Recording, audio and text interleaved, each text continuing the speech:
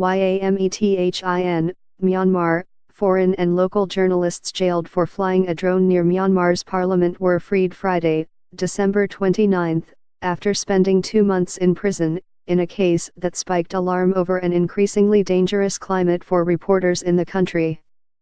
La Hun Meng from Singapore and Mok Choi Lin from Malaysia were on assignment for Turkish state broadcaster TRT when they were detained in late October along with Myanmar journalist Aung Naing So and driver HLA Tin while the crew was shooting a documentary in Myanmar's capital Naypyidaw.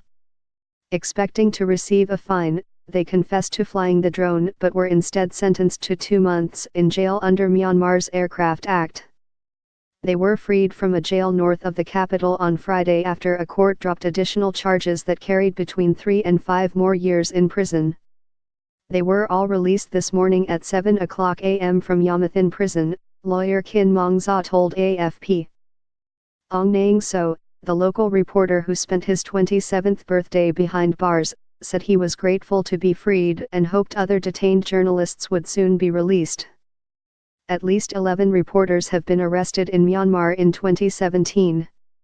Several have been released but 2 Reuters journalists remain in custody and are facing up to 14 years in prison for allegedly possessing classified documents. I also hope and demand that the other similar cases like us will be set free, Aung Naing So told AFP, adding that authorities have not returned his crew's phones, computers or drones.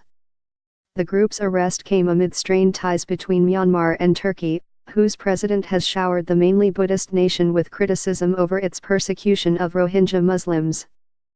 The UN has also accused Myanmar's army of waging an ethnic cleansing campaign against the minority, some 655,000 of whom have fled an army crackdown for Bangladesh since late August.